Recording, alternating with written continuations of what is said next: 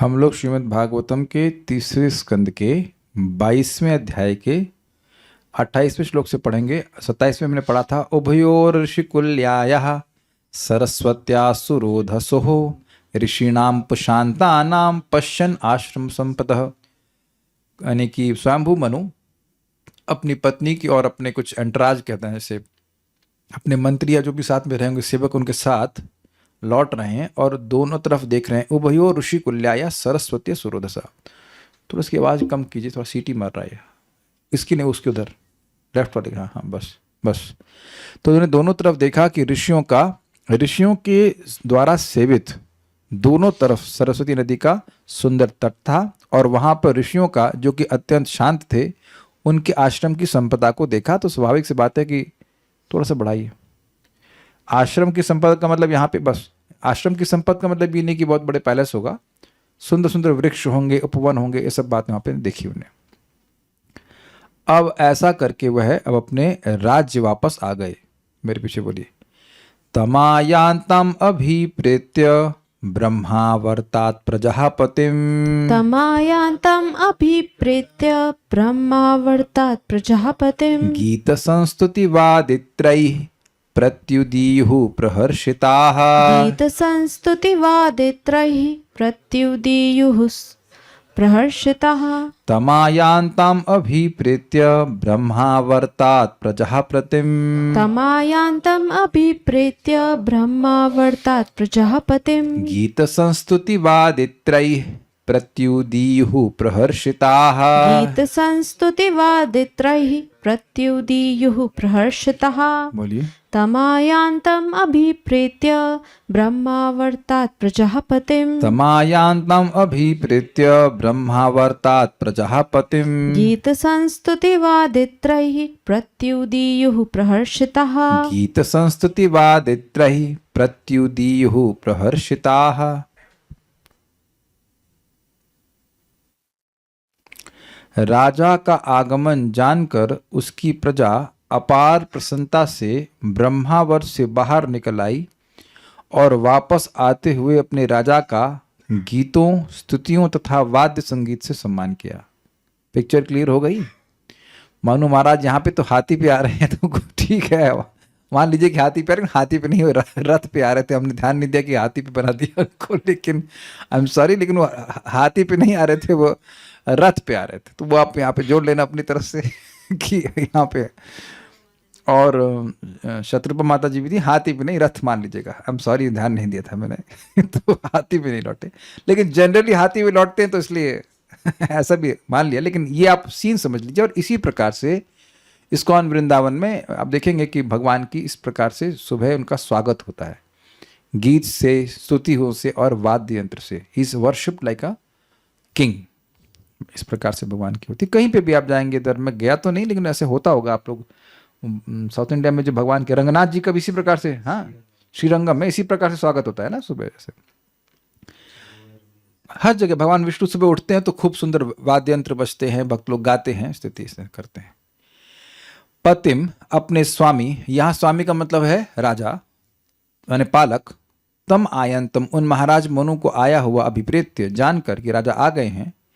प्रजा ब्रह्मावर्तात्, उनकी प्रजा नगरी से बाहर गीत संस्तुति वादित्रयी, गीत स्तुति और गाजे बाजे के साथ प्रहर्षता, प्रसन्नता पूर्वक प्रत्युदीयु, अगवानी करने गई।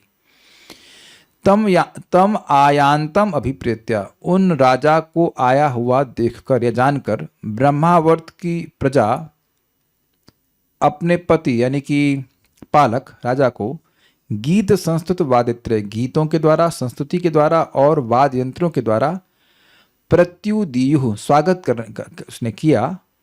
प्रहर्षता, बहुत प्रसन्न होकर स्वागत के लिए आ गया है ना। ठीक है, तात्पर्य पढ़िए। यह एक प्रथा है कि किसी राज्य की राजधानी के नागरिक यात्रा से लौटे अपने राजा की अगवानी करते हैं। कुरुक्षेत्र युद्ध के पश्चात श्री कृष्ण के द्वारका लौटने का ऐसा ही वर्णन मिलता है।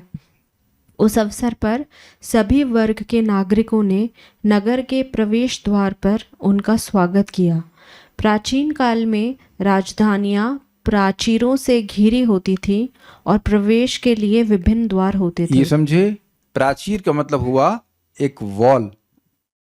समझते हैं? नहीं समझते?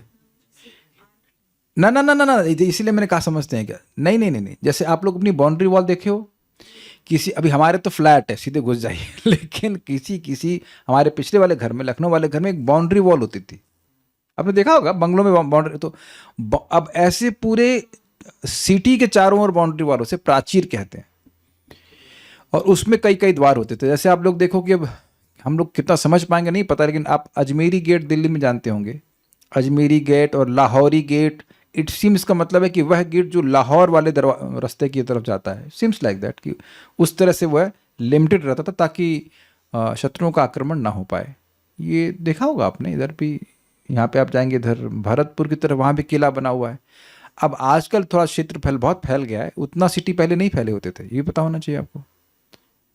पहले सिटी इतना नहीं फैले होते थे ना, सिटी तो लिमिटेड होते थे, बाद में गांव वगैरह हो रहते होंगे। तो यहाँ बात बोल रहे हैं कि जो प्राचीरों से घिरी रहती थी उसमें विभिन्न प्रकार के द्वार होते थे। हाँ, वो दिल्ली के बारे में बोल ही रहे हैं प्रपत। हाँ, आज भी दिल्ली में अनेक प्राचीन द्वार हैं और कुछ अन्य प्राचीन नगरों में ऐसे द्वार हैं जहां नागरिक एकत्र होकर राजा का स्वागत करते थे। अब फोटो मैं नहीं दिखा पा रहा हूँ, आप भगवान श्री कृष्ण का नरकासुर का वध, ये फोटो आप कृष्णा बुक में ढूंढना, तो वहाँ फिर कथा को पढ़ेंगे तो वहाँ देखेंगे कि उस मतलब शहर के चारों ओर जिसमें कि ये नरकासुर रह रहा था, तो अलग अलग कुछ मतलब क्या कह सकते हैं प्रोटेक्शन सिस्टम थे। कहीं बार वायर था, कहीं कांटे के तार बंधे हुए थे पूरे शहर के चारों ओर, और कहीं उसके नाला था, उसमें कुछ नाला नहीं है, हमें से नहर टाइप की बनी हुई थी।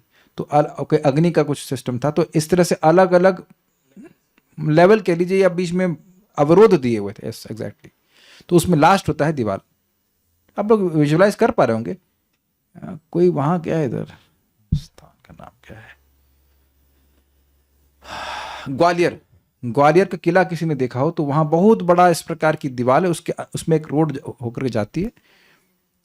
हाँ, राधा किंकरी माता जी को पता होगा। तो ऐसे भी आप देखेंगे, जयपुर में कहीं गए हो तो वहां पे भी इस प्रकार के महल हैं, उसमें प्राचीर बने हुए। ठीक है, कुछ द्वार होते हैं, वहां से प्रवेश करने का प्रयास करते हैं। आपने वो देखा है चाणक्य सीरियल, बहुत पहले आया था, तो उसमें दिखाते हैं जो युद्ध दिखाते हैं, उसमें वो लोग एक लकड़ी का बहुत बड़ा वो लॉग लेके आते हैं और दीवार को दरवाजे को तोड़ने का प्रयास करते हैं। तो फोर्स से तो उस दरवाजे से प्रवेश होता था, ये बात कहते हैं। बाकी जगह से आप प्रवेश नहीं कर सकते। मतलब जैसे अभी है कि कहीं से भी आप किसी शहर में घुस जाएंगे तो ऐसा संभव नहीं है। हाँ, ऊंची ऊंची दीवारें रहेंगी, बीच में वो दरवाजे रहेंगे, उससे प्रवेश होता है। तो उसी से राजा प्रवेश किए थे। ठीक है, यहाँ पर भी ब्रह्मावर्त की राजधानी बहिर्ष्मति के नागरिक सुंदर सुंदर वस्त्र धारण करके सम्राट स्वयंभू मनु का स्वागत अनेक प्रकार की सजावट करके तथा वाद्य यंत्रों द्वारा करने के लिए आए। ठीक है, स्पष्ट है। अब कोई पूछे कि ये ब्रह्मावर्त क्या है, सीधा स्वामी कहते हैं कि अगर कोई पूछे कि ब्रह्मावर्त क्या है तो कह रहे जिसमें बर्हिष्मति नाम की पुरी है। तो बर्हिष्मति पुरी क्या है, तो ये सब बातें आप बता रहे हैं, मेरे पीछे बोलिए। बर्हिष्मति नाम पुरी सर्व संपत समन्विता, बर्हिष्मति नाम पुरी सर्व संपत समन्विता, न्यपतन यत्र रोमाणि यज्ञस्यांग विधुन्वतः, न्यपतन्यत्र रोमाणि यज्ञस्यांगं विधुन्वतः, कुशः काशास्त एवासन शश्वद्धरितवर्चसः, कुशः काशास्त एवासन शश्वद्धरितवर्चसः, ऋषयो यै पराभाव्य यज्ञान यज्ञम ईजिरे, ऋषयो यहि पराभाव्य यज्ञज्ञान यज्ञम ईजिरे, बर्हिष्मति नाम पुरी सर्व संपत् समन्विता, बर्हिष्मति नाम पुरी सर्व संपत् समन्विता, न्यपतन यत्र रोमाणि यज्ञस्यांगं विधुन्वतः, न्यपतन्यत्र रोमाणि यज्ञस्यांगं विधुन्वतः, कुशः काशस्त एवासन शश्वद्धरितवर्चसः, कुशः काशस्त एवासन शश्वद्धरितवर्चसः, ऋषयो यहि पराभाव्य यज्ञज्ञान यज्ञमीजिरे। ऋषयो यहि पराभाव्य यज्ञज्ञान यज्ञमीजिरे। बर्हिष्मती नाम पुरी सर्वसंपत् समन्विता। बर्हिष्मती नाम पुरी सर्वसंपत् समन्विता। न्यपतन्यत्र रोमाणि यज्ञस्याङ्गं विधुन्वतः। न्यपतन्यत्र रोमाणि यज्ञस्याङ्गं विधुन्वतः। कुशः काशस्त एवासन् शश्वद्धरितवर्चसः। कुशाः काशस्त एवासन् शश्वद्धरितवर्चसः। ऋषयो यहि पराभाव्य यज्ञज्ञान यज्ञमीजिरे। ऋषयो यैः पराभाव्य यज्ञज्ञान यज्ञमीजिरे।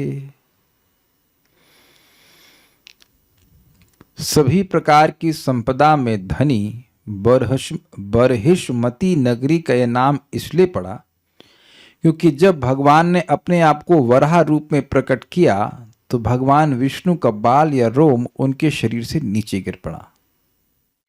जब उन्होंने अपना शरीर हिलाया तो बाल नीचे गिरा।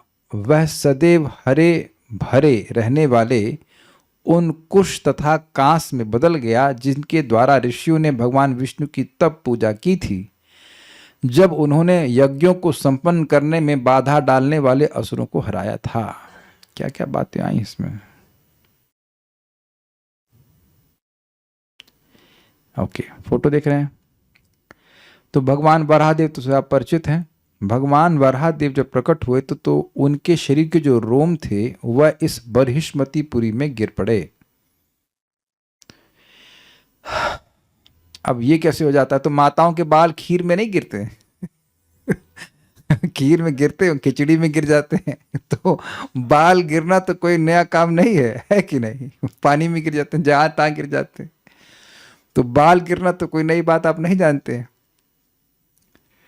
तो भगवान के बाल बर्हिष्मतीपुरी में गिर गए और वो बन गए कुश और काश। ये बीच में दिख रहा है, कितना सुंदर फोटो। जब एआई ने ये फोटो बनाया तो मैं बहुत प्रसन्न हुआ क्योंकि तीनों थीम्स को उसने जोड़ दिया। भगवान वराहदेव भी आ गए, वो बर्हिष्मतीपुरी भी आ गई जहाँ पे उनके बाल गिरे और उन बालों से उत्पन्न हो गए कुश और काश।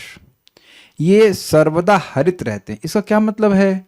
देखिए, आपने सुना है एक होते हैं, रुक जाइए, डेसिडियस ट्रीज और होते हैं एवरग्रीन ट्रीज। मेरा हाथ क्यों खड़ा हो गया भाई इसमें? मैं तो कुछ किया नहीं। एनीवेज, हाँ, तो एक डेसिडियस ट्रीज होते हैं और एक एवरग्रीन ट्रीज होते हैं। तो क्यों हो रहा है ऐसा? सरप्राइज्ड? मैं दोष नहीं कर रहा। एनीवेज, तो जो डेसिडियस ट्रीज होते हैं वो एक मौसम में आकर के झड़ जाते हैं। वो मरते नहीं हैं, पत्तियां छोड़ देते हैं। और जैसे नीम का पेड़ है वह हमेशा हरा रहता है, तो उसको कहते हैं एवरग्रीन। यद्यपि वो पत्तियां गिराता रहता है लेकिन फिर भी उसकी हरी पत्तियां आती रहती हैं। समझ में आ रहा है? Deciduous green. तो ये जो कुश और काश है, ये घास कभी सूखती नहीं है, ये कह रहे हैं, ये हरी ही रहती है। ऐसी ये घास है और ये भगवान वराहदेव से प्रकट होती है। तो आप में से कितने लोगों ने कुश का आसन देखा है? 1 2 नहीं देखा? अरे वृंदावन में तो खूब मिलता है, इधर भक्तों ने देखा है।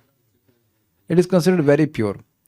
और जहां तक मैं समझ रहा हूं, जब यज्ञ होता है तो उस कुश की घास से ही एक प्रकार की पावित्री बोलते हैं, क्या पावित्री बोलते हैं, उसको क्या कहते हैं, अंगूठी टाइप की बनाते हैं ना, यहाँ पहनते हैं, इसमें पहनते हैं ना, और उससे आहुति दी जाती है, उसको पवित्र माना जाता है।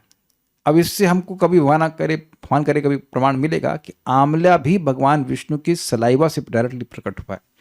इसीलिए कुछ भक्त ऐसा कह रहे हैं, मैं अभी प्रमाण नहीं दे रहा हूँ, इसलिए आप ऐसा मत, हमके पास प्रमाण नहीं, लेकिन वो बोले कि इसीलिए आंवले को डायरेक्ट भी खा सकते हैं क्योंकि वो साक्षात भगवान विष्णु का सलाइवा है।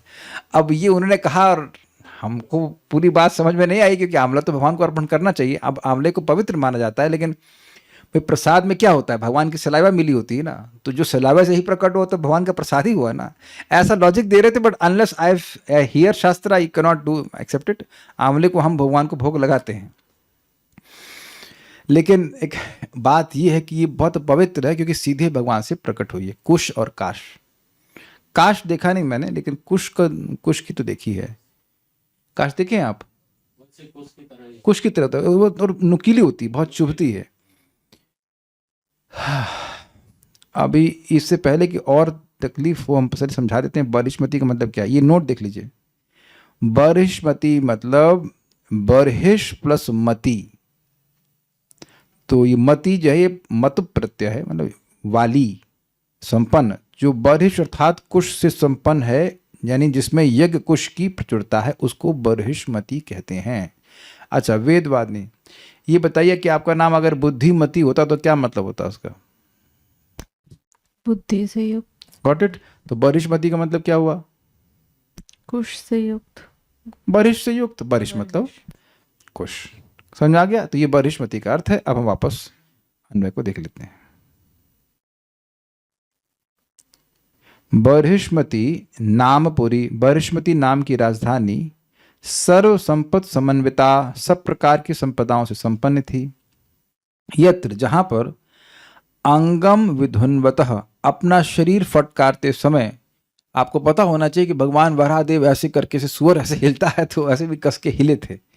वो पानी में कूदे और उसके बाद वह हिले, तो वो जल की जो बूंदें ब्रह्मलोक के ऋषियों पर पड़ी तो वो अपने को कृतार्थ माने। याद आ रहा है? पढ़ चुके हम लोग। और इसी प्रकार से भगवान के जो बाल हैं, कुछ बाल, सारे नहीं, कुछ बाल गिरे इस पुरी में उनकी इच्छा से। तो यहाँ जहां पर अपना शरीर फटकारते समय यज्ञस्य, यज्ञ स्वरूप वराह भगवान की रोमाणी नेपतन, रोए गिरे थे। देखिए, जो उससे समझ में आ रहा है वो ये है कि बरहिष्मती पुरी में जाकर भगवान नहीं वो मतलब झटके थे, झटके तो अपना वहीं गर्भ सागर में थे, लेकिन इतना दूर वो उड़ के गई कि बरिष्पति पुरी में जाके वह वो जो उनके रोए थे वो गिर गए, ये कहने का अर्थ। ते एव, वे रोए ही शाश्वत यानी सदा हरित वर्चसा, हरित कांति वाले कुशा काशा, कुश और काश आसन अर्थात हो गए। समझ आ गया? एवरग्रीन ग्रास के रूप में हो गए। यही, जिनसे, जिनसे मतलब जिस कुश और काश से ऋषियों ने यश यज्ञान, यज्ञ को नष्ट करने वाले, घ्न मतलब होता है मारने वाले, तो यज्ञ ज्ञान मतलब यज्ञ द्रोही दैत्यों को पराभाव्य, तिरस्कृत करके, हरा करके यज्ञम ईजरे, भगवान विष्णु का पूजन किया था। थोड़ा सा अन्वय में गड़बड़ हुआ है। नहीं, ठीक तो है। ऋषियों ने यज्ञ द्रोही दैत्यों को तिरस्कृत करने वाले होना चाहिए, करने वाले होने, तिरस्कृत करने वाले भगवान विष्णु का पूजन किया था। उस कुश और काश से दैत्यों को नहीं मारा है, ये थोड़ा सा मिस्टेक है यहाँ पे। जो भगवान विष्णु यज्ञों को के द्रोही दैत्यों को मारे थे, उनकी पूजा कुश और काश से किए थे ऋषियों ने। थोड़ा सा ये मिस्टेक हो गया है। यज्ञ द्रोही दैत्यों को तिरस्कृत करने वाले भगवान विष्णु का पूजन किया था। ऋषि लोग, ऋषियों का काम नहीं किया कि जाके वो दैत्यों से झगड़ा करें। प्रमाण विश्वामित्र, विश्वामित्र भगवान श्री राम को मांगने आए थे दशरथ जी से। ऐसा नहीं था कि उनका सामर्थ्य नहीं था, अपितु विश्वामित्र जी ने अस्त्र शस्त्र आदि भगवान राम को दिए थे, उनको मंत्र भी सिखाए थे चलाने के लिए, लेकिन वो खुद क्योंकि ब्राह्मण थे तो लड़ने का काम उनका नहीं था। तो ऋषियों ने नहीं मारा है, ऋषियों ने उन भगवान विष्णु की उपासना करी जो यज्ञ को नष्ट करने वाले दैत्यों को नष्ट किए थे इस कुश और काश से। बरहिष्मती नामपुरी, बरहिष्मती नाम की वह पुरी यानी कि जो राजधानी महाराज शंभु मनु की थी, सर्व संपत्ति समन्विता, सारी संपत्ति से युक्त थी। नेपतत यत्र रोमाणी, जहां पर भगवान के रोम गिरे। यज्ञस अंगम अवधनवता, जब भगवान यज्ञ ने अपने अंगों को हिलाया था। और वही त एव कुशाकाशस आसन, वही जो रोम थे वह कुश और काश नामक घास के रूप में परिवर्तित हो गए। वो कैसी हैं तो कह रहे हैं शाश्वत हरित वर्चसा, वह हमेशा हरे कांति वाली हैं। ऋषियों यही मतलब जिन कुश और काश के द्वारा ऋषियों ने यज्ञ ज्ञान पराभाव्य, यज्ञ को नष्ट करने वाले दैत्यों को मारने वाले यज्ञ अर्थात भगवान विष्णु की ईजरे यानी पूजा करी। ठीक है, ओके।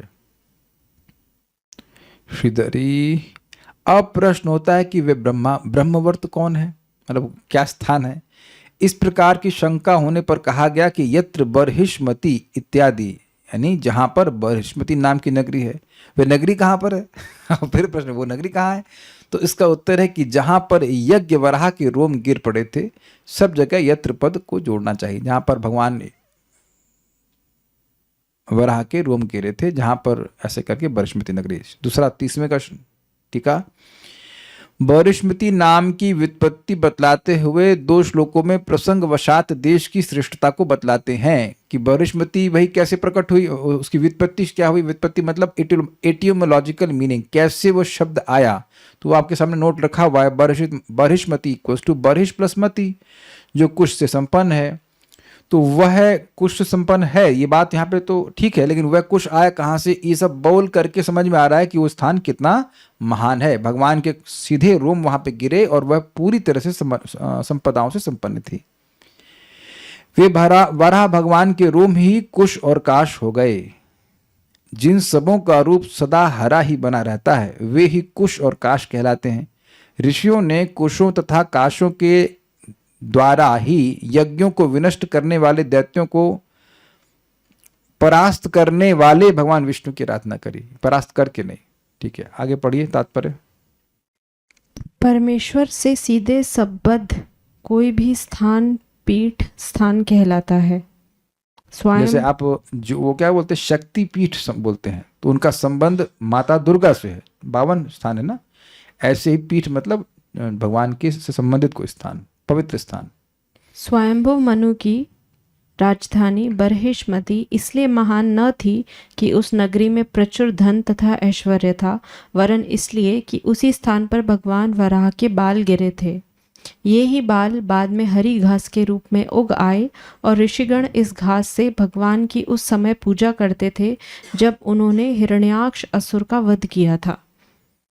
यज्ञ का अर्थ है भगवान विष्णु।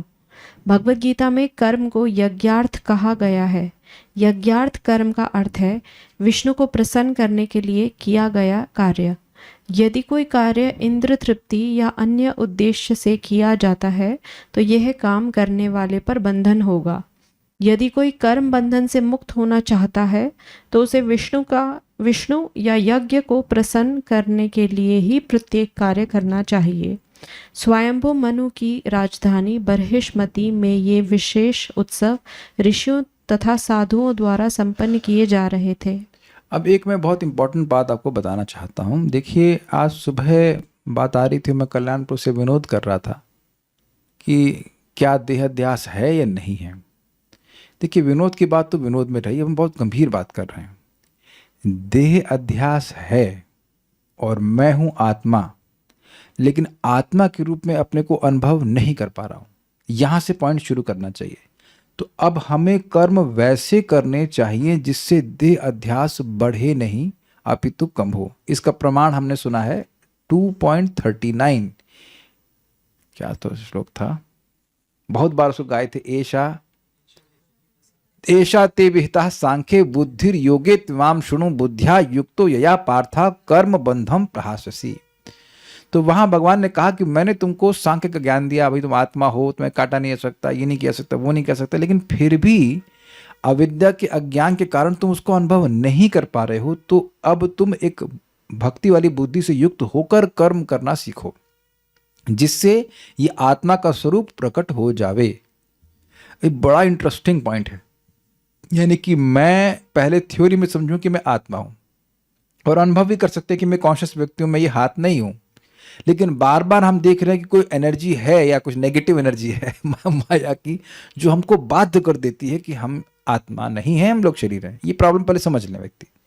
तो अब व्यक्ति ऐसे कर्म करे, अर्थात भगवत संबंधी कर्म करेगा अगर वो, तो फिर वह कर्म उसके इस देहाध्यास को कम करेंगे, बढ़ाएंगे नहीं।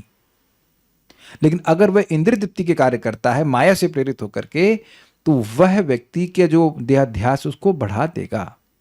ये समझ में आ गया? इसलिए हम यह नहीं किसी विनोद की बात देखो अलग है, मजाक की बात अलग है, लेकिन हम यह नहीं कह सकते कि भक्त लोग देहाध्यास में हैं। They use the body to serve Krishna, they are not being used by the body to serve Maya. At least जब हम उस यानी कि हम शरीर में रहते हुए आत्मा की तरह कार्य कर रहे हैं।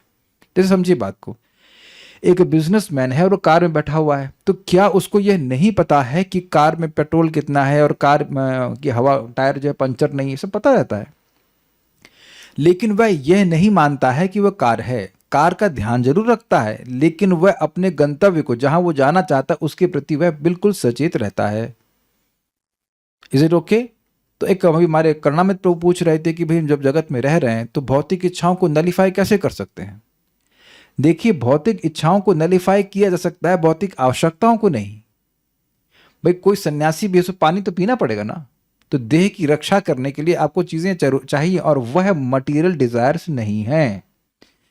आपको शरीर चलाने के लिए, भगवान की पूजा के लिए जो आवश्यक होता है वो ग्रहण हम भक्त लोग करते ही हैं। अनासक्तस्य विषयान यथाहारम उपयुंजतः, विषयों में आसक्त नहीं है, लेकिन जितना आवश्यक है उतना ग्रहण करना चाहिए, वो करना ही पड़ेगा। सांस भी नहीं लेंगे, सांस लेना भी मटेरियल डिजायर है। तो मटेरियल नीड और मटेरियल डिजायर में अंतर समझना चाहिए। जब है भौतिक शरीर तो आपको उसकी आवश्यकताओं को पूर्ण करना ही पड़ेगा, लेकिन वो मटेरियल डिजायर नहीं है। इसीलिए तो महावीर बोला है, अन्याभिलाषिता शून्यम ज्ञान कर्मादि शून्यम।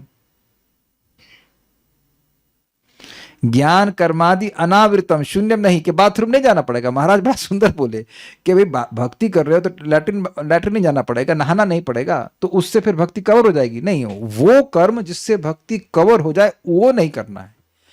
कर्म शून्यम कैसे कह दोगे भाई? कर्म शून्यम तो नहीं हो सकता ना व्यक्ति, कर्म तो करने ही पड़ेंगे। ना ही कश्चित क्षणमपि जातु तिष्ठत कर्मकृत, जो भी देह में है वो कोई ना कोई कर्म करेगा ही।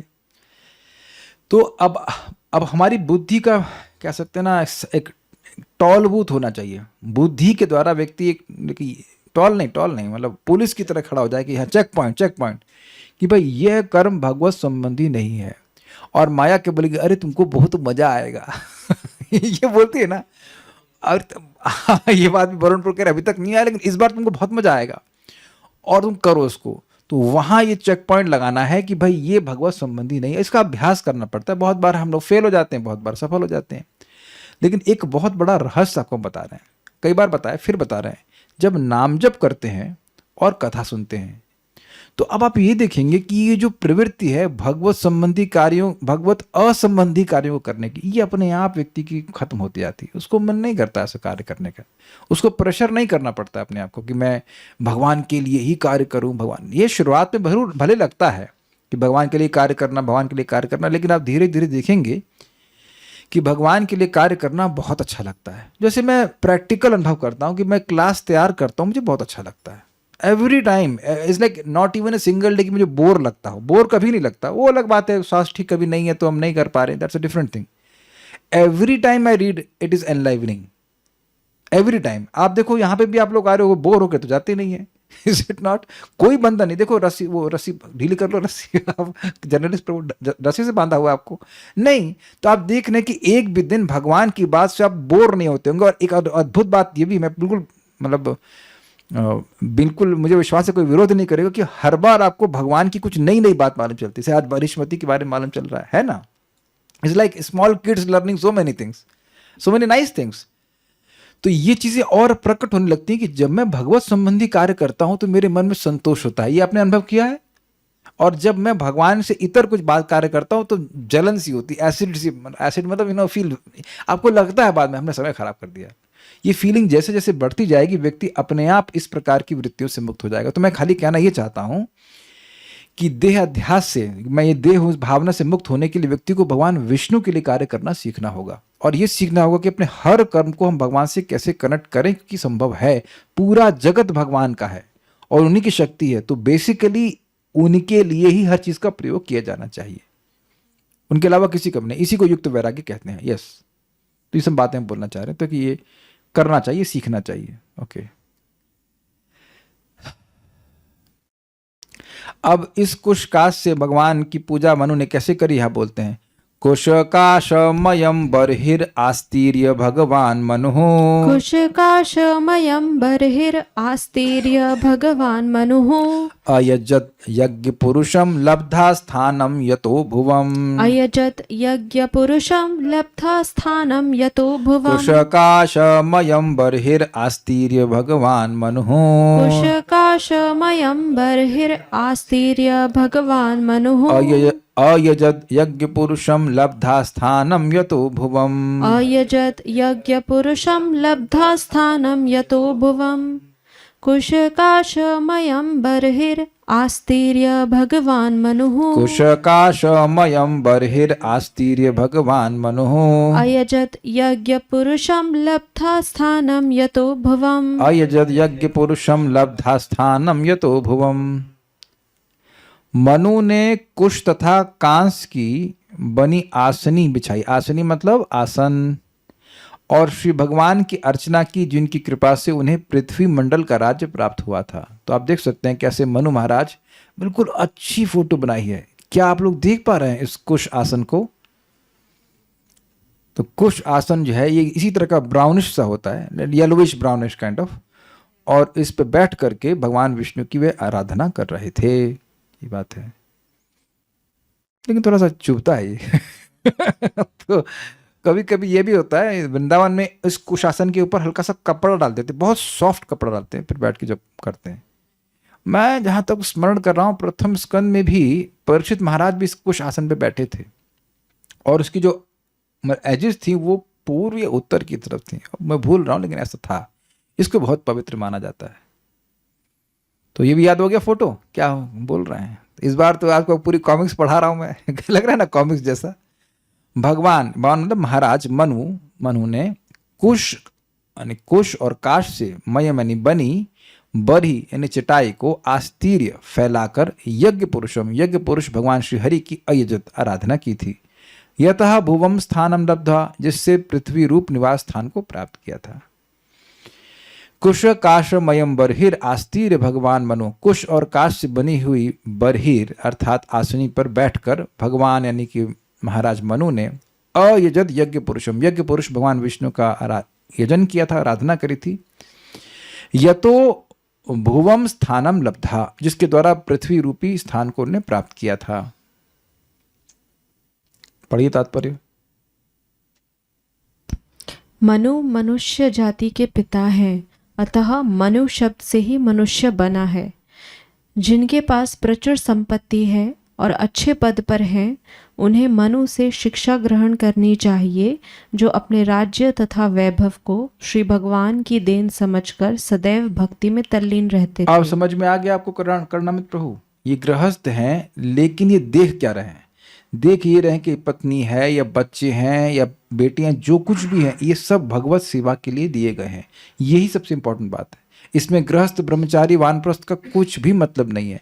मतलब क्या है? ईशावास्यम इदम सर्वम यद किंचित जगत्याम जगत, जब कुछ भी है वो भगवान का है, यह समझना चाहिए। कहेंगे प्रभु जी रियलाइजेशन कैसे हो? ये फोन रखा हुआ है, कोई नया व्यक्ति आता है, उसे कैसे मालूम चलेगा कि ये किसका है? पूछ करके, सुन करके, कुछ समझ में आ रहा है कि नहीं? Do you agree? इस जगत में कोई भी वस्तु पड़ी रहती है, तो आप अगर नहीं जान रहे हैं कि किसकी है, तो आप सुन लेते हैं उसकी है, बस मान लेते हैं उसकी। नहीं? और क्या तरीका है जानने का? और क्या तरीका है रियलाइज करने का? और इसी तरीके से सुन करके जब व्यक्ति समझ लेता है और वस्तुओं को भगवान की सेवा में लगाता है, तब उसको बुद्धि आने लगती। अरे भाई, सही बात है, कोई भी चीज मेरी नहीं है, मेरी तो आंख भी मेरी नहीं है। परम पूज्य राधा गोविंद समझाते हैं कि लोग पैदा हो जाते हैं, लेकिन ये प्रश्न नहीं करते कि आंख किसने दी है और क्यों। तो ये बात शास्त्र से सुन करके समझ में आती कि ये जो चीजें हमें दी गई हैं, ये भगवान के द्वारा दी गई हैं। हमारा देह और देह संबंध जो कुछ भी है, then you are not attached to the persons और टू द ऑब्जेक्ट्स। इसे कहते हैं युक्त वैराग्य। देखिए एक बात समझ लीजिए, अगर हम व्यक्तियों या वस्तुओं से उस इंडिपेंडेंटली आसक्त होंगे तो हमको दुख होगा, क्योंकि वो हमसे छीन लिए जाएंगे। ये सबको दिखता है। ऐसे ये बता दीजिए कि आज तक ऐसा कभी नहीं हुआ कि जिसमें आप आसक्त थे किसी व्यक्ति में या वस्तु में और आपसे छीन ना ली गई हो। कोई ऐसा व्यक्ति है इसके संग ऐसा कभी नहीं हुआ है? पहले जरा ये बता दीजिए यहाँ पे। कोई सुनाई भी पड़ रहा है मेरी बात? राजेश प्रभु तो ऑडियो डिस्कनेक्ट करके बैठे हुए हैं यूट्यूब लगा के। अद्भुत है। एनीवेज चलो ठीक है, कोई नहीं।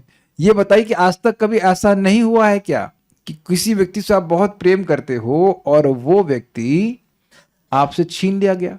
वो गुस्सा नहीं हुआ आपसे, बस दूर चला गया, वो इज नॉट इन कंट्रोल। ये जगत में यही हो रहा है भाई साहब। क्या हो रहा है देख लीजिए। जो चीजें हम चाहते हैं हमारे पास रहे वो रहती नहीं है, और जो चीज हम चाहते हैं कि हमारे पास नहीं रहे वो रहती है।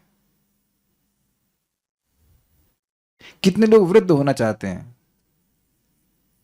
तो आप देख लीजिए कि जवानी जा रही है कि नहीं। लेकिन है ना विचारने की बात। तो इसलिए वैराग्य इज नॉट घृणा। ध्यान दीजिएगा, वैराग्य का मतलब घृणा नहीं बोल रहे हैं। घृणा इज अनदर टाइप ऑफ आसक्ति। वैराग्य द्वेष नहीं होता है। Vairagya means you are not attached. क्योंकि अब ये जितने जब भी जो भी वस्तु आपके पास है, मान लीजिए पत्नी है, बच्चे हैं, जो कोई भी है, तो ये देखे कि सब भगवान की सेवा के निमित्त है। इंडिपेंडेंट प्रोप्राइटरशिप है ही नहीं, वो एकदम झूठा बात है। समझ ना आए? अभी आप जहाँ पे रह रहे हैं वो आपका रूम है। अब ये देखिए, इतनी हंसी की बात है, हमारे पास 3 स्कूटी भगवान की कृपा से आ गई, तो तीसरी दूसरे भक्त चलाते हैं। तो वेदवादिनी कहती हैं, प्रभु जी वो उनकी स्कूटी के लिए भी कवर मंगा दीजिए। आपने बोला था कि नहीं? किसकी स्कूटी है वो? माइक लीजिए, बताइए। देखिए, कोई हमसे कुछ बोलता तो उसका एनालिसिस कर लेते हैं। अरे आप कुछ डांटेंगे नहीं, थोड़ा आप बताओ किसकी स्कूटी है वो? हम लोग खरीदे ना, और चला रहे हैं तनिष प्रभु। तो क्योंकि ये चला रहे हैं इसलिए इनके मुंह से, मतलब उनके मुख से निकला, इनकी स्कूटी के लिए भी कवर मंगा दीजिए। और मैं भी एक सेकंड के लिए सोचा कि मैं इनकी स्कूटी के लिए कवर क्यों मंगाऊं। बाद में याद आ रही है इसको मेरी स्कूटी। देखिए, हमारा मन की जो फर्स्ट इनपुट होते हैं ना, उनको चेक कीजिए, वो गलत ही आते हैं। उसके बाद बुद्धि लगाते हैं कि अरे ये तो स्कूटी मेरी है, इनको मैं ही दिया हूं इस्तेमाल करने के लिए, और उसको कवर मंगाऊंगा तो मैं अपनी स्कूटी। इसको एक और एग्जांपल समझिए आप कि कभी कभी किसी की भैंस होती है।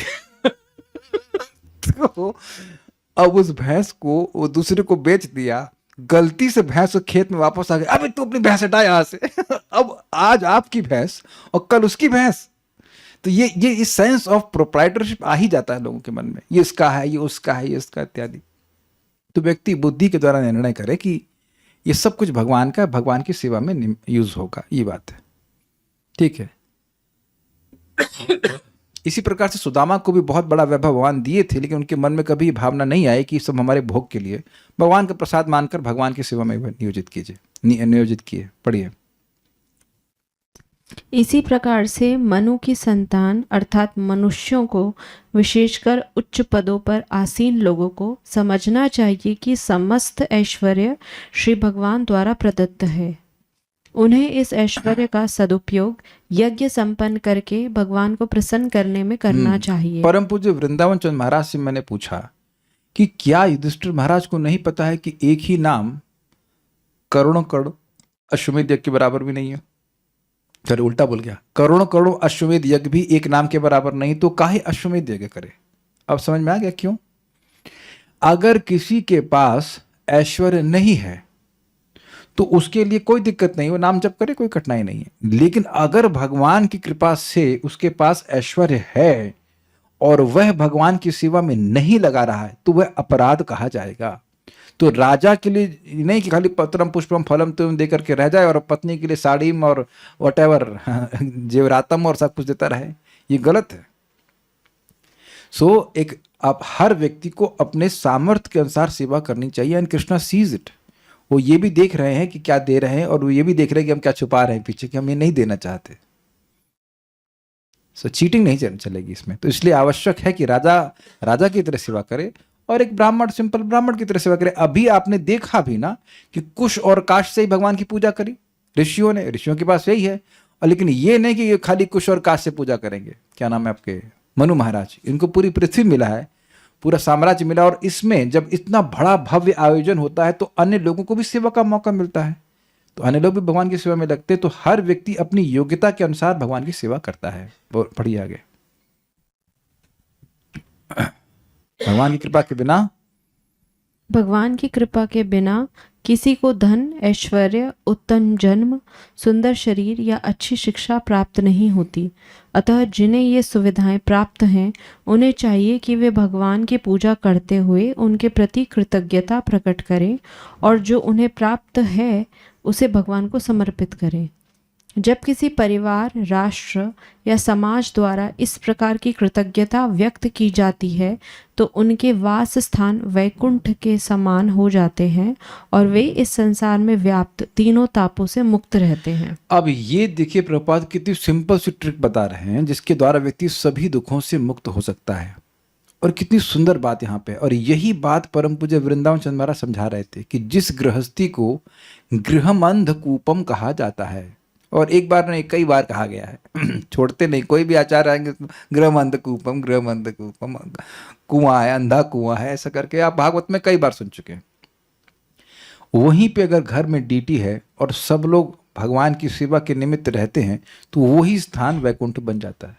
आपके सामने प्रभुपाद जी की बात भी हम पढ़ रहे हैं और अपने एक महान भक्त से भी सुन रहे हैं इस बात को।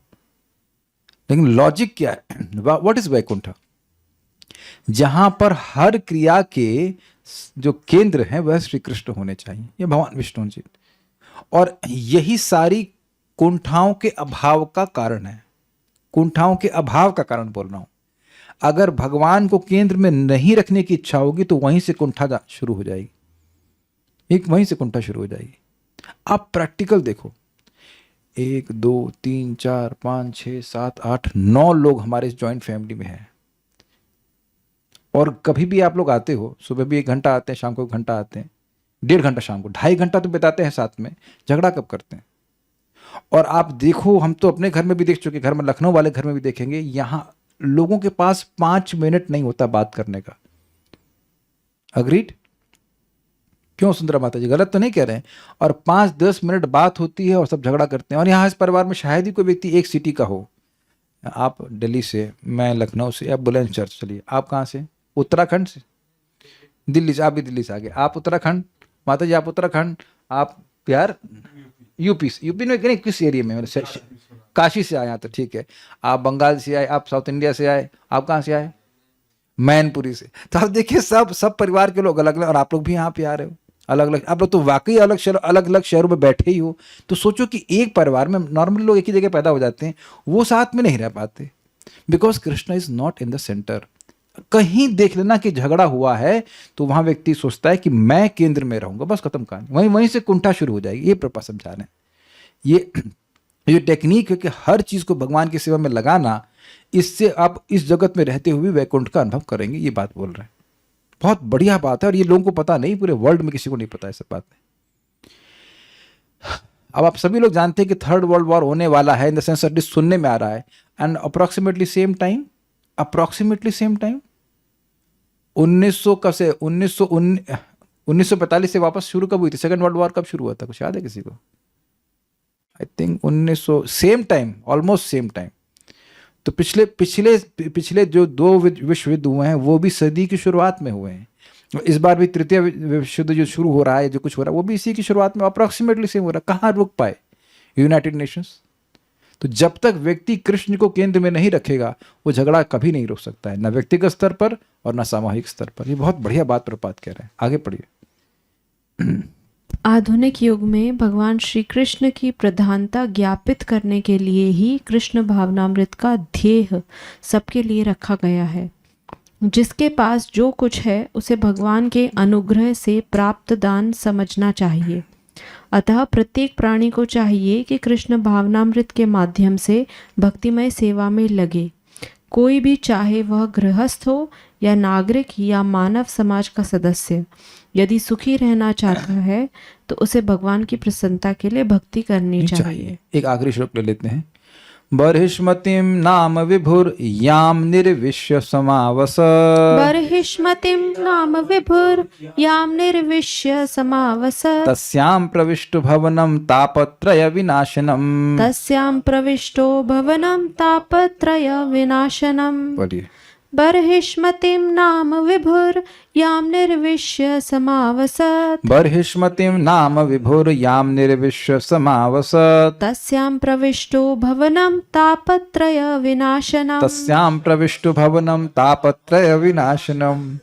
एक और विनोद सी बात है कि घर में तो लोग माइक भी इस्तेमाल नहीं करते, फिर भी आवाज़ तेज हो जाती है और उस आवाज़ तेज होने का मतलब झगड़ा ही होता है। या हम लोग माइक लेके गा रहे हैं, लेकिन कोई नहीं कहेगा कि यहाँ हल्ला हो रहा है, झगड़ा मतलब हल्ला होगा और कह देगा, लेकिन झगड़ा हो रहा ही नहीं कह सकता। एवरी डे वी शाउट, है ना। आपके आश्रम में भी लोग जोर जोर से बोलने लग जाएंगे तो लगेगा कि झगड़ा कर रहे हैं, है कि नहीं। लेकिन यहाँ रोज रोज जोर से हम जोर जोर से बोल रहे हैं। देखो मेरी आवाज़ जा रही है उज्जैन तक, है ना। भक्तिप्रद माता जी आ रही ना आवाज़, इतनी जोर से बोल रहा हूँ मैं फिर भी लोग ये नहीं मानेंगे कि झगड़ा कर रहे थे। Happy people. जिस बर्हिष्मति नगरी में मनु पहले से रहते थे, उसमें प्रवेश करने के पश्चात वे अपने महल में गए, जो सांसारिक त्रय तापों को नष्ट करने वाले वातावरण से परिव्याप्त था। और कारण ये था कि वहां पे भगवान की सेवा होती थी। विभुर याम, परम शक्तिमान स्वयंभू मनु, जिस, याम मतलब जिस, बर्हिष्मति नाम की नगरी में समावसत निवास करते थे। तस्याम निर्विश्य, उसमें प्रवेश करके, तापत्रय विनाशनम, तीनों तापों को दूर करने वाले भवनम प्रविष्ट, अपने भवन में प्रवेश किया। बर्हिष्मति नाम विभुर, सर्वसमर्थ स्वयंभू मनु बर्हिष्मति नाम की नगरी में रहते थे। याम मतलब जिस नगरी में वो रहते थे उसमें, तस्याम प्रविष्ट भवनम, उसमें एक भवन, अपने महल में प्रवेश किए, जो कि तापत्रय विनाशनम, जो तीनों तापों को नाश करने वाला था। तापत्रय उन्मूलनम भी भागवतम का शब्द था। तो यानी भागवत कथा वहां होती थी। बिना भागवत कथा की कोई जगत में वस्तु ऐसी नहीं जो ताप न दे। तो यहाँ देखिए मनु महाराज अपनी रानी के साथ अपने नगरी बर्हिष्मति के महल में प्रवेश कर रहे हैं। कुछ झरने भी हैं वहाँ पे, दिख गए होंगे आपको। तात्पर्य, यह भौतिक संसार 3 प्रकार के तापों, दैहिक यानी कि आध्यात्मिक, दैविक यानी आदिदैविक, तथा भौतिक तापों से, आदिभौतिक से पूर्ण है। मानव समाज की सार्थकता इसी में है कि कृष्ण भावनामृत को प्रसारित करके आध्यात्मिक वातावरण उत्पन्न करे। जैसे इस समय आप देखिए, सब लोग अपने घरों में बैठे हैं। जिस स्थान पे भी आप बैठे हो, जितने समय आप भगवान की बात सुन रहे हो, सुख और शांति का अनुभव करते हैं कि नहीं? जो ना कर रहा वो हाथ खड़ा करे। अब आप प्रैक्टिकल देख लो, मजेदार बात। जैसे ही ये क्लास समाप्त होगी, बस हो ही रही है 5 मिनट में, तो हो सकता है कि अब जो अगली बात हो वो भगवत संबंधी ना हो, और जब वो बात आपके कान में जाएगी तुरंत ताप शुरू हो जाता है। हाय ये नहीं मिला, हाय ये हो गया, हाय हाय हाय हाय, वहीं से जलन शुरू हो जाती है। किसी का विरोध हो तो हाथ खड़ा करे, नहीं है। तो अब आप देखिए कि क्या आपका घर कुछ चेंज किया? अवनेंद्र प्रभु, आपके घर में कुछ पेंट मैंने चेंज करवाया? नहीं ना, वही पेंट है, वही लकड़ी है, सब कुछ है, लेकिन उस स्थान में ताप रुक गया। क्यों ताप रुक जाता है? एटलीस्ट जितने समय हम भगवान की बात करते हैं, क्योंकि यही बात है, जीव जब भगवान से विमुख रहता है तो माया उसको दुख देती ही है। ये सिंपल सी बात है। लेकिन अगर भगवान की में उसका मन लगा है, भगवान से प्रति प्रेम है, तो माया उसको दुख नहीं देती। जैसे पुलिस चाटे केवल उनको ही मारती है जो जेब कतरे होते हैं। ऐसा नहीं कि आप जा रहे हो चाटा मारना शुरू। प्रभुपाद एग्जाम्पल देते हैं इस बात को। कितनी बार हम पुलिस के सामने जाते हैं कि नहीं जाते हैं? इधर तो बहुत पुलिस लगी रहती है, तो क्या हमको मारी जा रही हो? नहीं मारती। Is it not? वो पुलिस उसी को मारेगी जो गड़बड़ काम करते हैं। तो जो जीव भगवान के विद्रोही हैं, उनके लिए ताप का व्यवस्था माया देवी करती है। बल्कि जैसे ही स्पृहा करते हैं कि हम भगवान के विरुद्ध कुछ कार्य करेंगे, बस वहीं से ताप शुरू हो जाता है, जलता रहता है व्यक्ति। पढ़िए मानव समाज की सार्थकता, ये तो पढ़ चुके हैं। इस संसार के तापों का, इस संसार के तापों का कृष्ण भावनामृत पर कोई प्रभाव नहीं पड़ता। इसका अर्थ यह नहीं है कि कृष्ण भक्ति करने पर संसार के सभी ताप लुप्त हो जाते हैं, वरन यह कि जो कृष्ण भक्त होता है उस पर इन तापों का प्रभाव नहीं पड़ता। छाता बारिश समझे, बारिश नहीं रुकेगी, छाता लगा लिया तो आप बारिश से बच जाते हैं। हम भौतिक वातावरण के तापों को रोक नहीं सकते, किंतु कृष्ण भावनामृत वह प्रतिरोधी औषधि है जो हमें इन तापों से बचाती है। कृष्ण भक्त के लिए स्वर्ग तथा नर्क का वास एक समान है। अगले श्लोक में बताया गया है कि मनु ने वह वातावरण किस प्रकार उत्पन्न किया जिससे वे तीनों तापों से अप्रभावित रह पाए। प्रभुपाद ने बहुत सुंदर लिंक बना दिया है। अब हम सभी लोग इसके लिए जिज्ञासु होंगे कि वो मनु महाराज क्या किए कि ताप उनके जीवन के, उनके और उनके सारे राज्य के वासियों के प्रति नहीं प्रभावित हो पाए। So will stop here now. कुछ कहना चाहते हैं? माइक इनके पास था।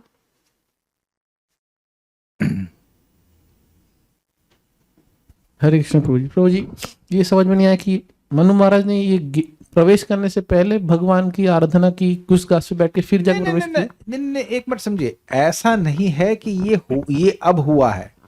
ये कुश काश के बारे में बता दिया। अब पहले कभी पूजा किया है तब पृथ्वी मिली। अभी तो पृथ्वी मिल गई, बच्चे हो गए, तो फ्लैट तो पहले मिलेगा ना। आपको याद है कि वो बोले थे कि अरे वो आप संतान उत्पन्न करने के लिए बोल रहे हैं, फ्लैट ही नहीं है हमारे पास, पृथ्वी ही नहीं है, तो वहाँ बात ग्रहण करना पड़ेगा। ये एक रेफरेंस दिया जा रहा है कि ये जो कुश काश के बारे में बात हो रहा है, तो कुश काश पर बैठकर, जैसे इस आसन पे लोग बैठ रहे हैं ट्राई कर रहे हैं कुश काश पर बैठकर भगवान की आराधना किए थे और इस कारण से पृथ्वी मिली थी। पृथ्वी अभी तो ना मिली, पृथ्वी तो बहुत पहले मिल चुकी है। एक रेफरेंस दिया जाता है ना कि इस पे बैठ के वो पूजा किए थे, ये बात बोल रहे हैं। ओके, स्टॉप ना। श्रीमद् भागवतम की जय, श्रील प्रभुपाद की जय, निताय गौर प्रेमानंदे। Thank you so much.